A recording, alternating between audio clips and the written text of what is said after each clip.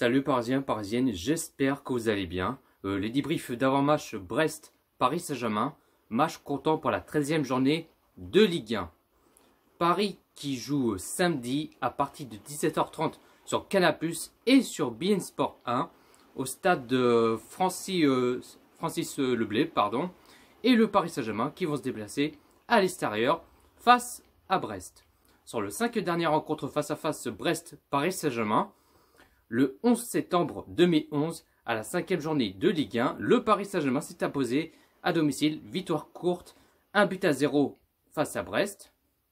Le 28 janvier 2012, à la 21e journée de Ligue 1, le Paris Saint-Germain s'est imposé à l'extérieur, victoire courte, 0-1 face à Brest.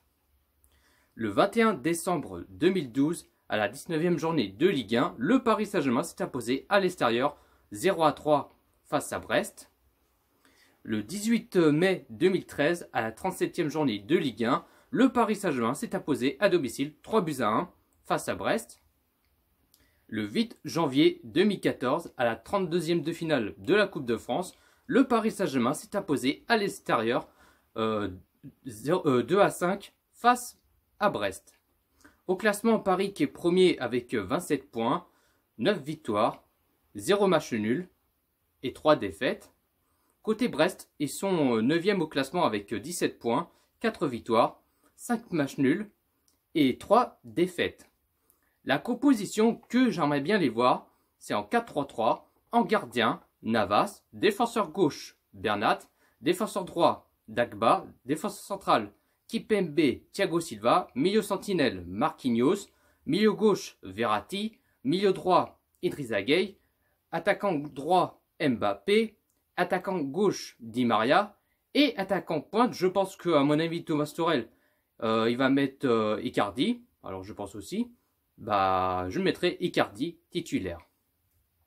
Et puis pour pronostic, je vois une victoire du Paris Saint-Germain, alors pas large de victoire, mais on va dire 1-2 pour le Paris Saint-Germain. Et n'hésitez pas à pronostiquer Brest-Paris Saint-Germain dans le commentaire.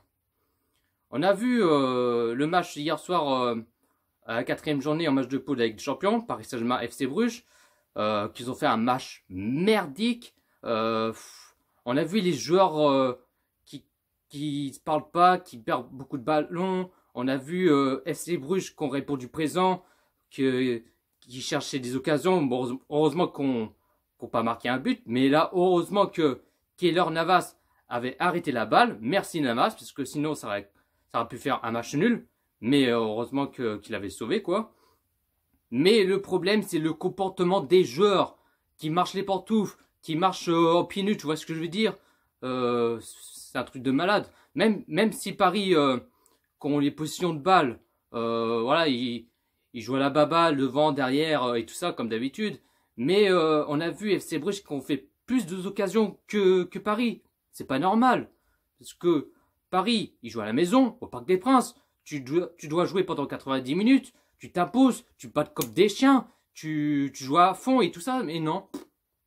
Les joueurs, ils sont bas les steaks et ça m'énerve, quoi. Alors, espérons que les Parisiens qui vont bouger leur cul, qui vont faire un bon match, on espère. Et puis, en espérant qu'ils feront un bon match d'ici samedi face à Brest.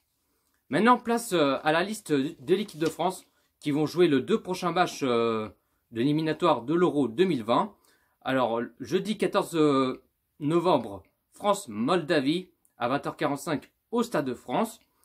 Et dimanche 17 novembre, Albanie-France à 20h45 au stade de Tirana.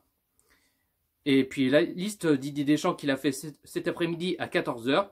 Alors, au gardien, Areola, Maignan, Mandanda. Bon, vous savez très bien que Hugo Lloris est toujours pas là, il s'est blessé gravement. Il jouera pas avant fin 2019. Défenseur, Digne, Dubois, Kimpembe, Langleux, Benjamin Mendy, Pavard, Varane et Zouma. Il n'y a pas Hernandez, alors je pense qu'à mon avis, soit il est blessé ou soit il n'a pas appelé en équipe de France. Là, je ne sais pas, je mettrai un point d'interrogation. Milieu, Kanté, Matuidi, Ndobele, Moussa Sissoko, Tolisso. Et attaquant, Ben Yedder, Coman, Fekir, Giroud, Griezmann, Lemar et Mbappé. Voilà, bah pas plus à dire. Dites-vous dans le commentaire ce que vous en pensez, la liste de l'équipe de France. Sur ce, bonne soirée à tous. Et ici c'est Paris. Les amis, j'avais oublié un petit détail. J'ai dit Keylor Navas avait arrêté la balle, mais j'avais oublié de dire que Keylor Navas avait arrêté le penalty. Voilà, j'avais oublié de dire ça. Sur ce, bonne soirée à tous.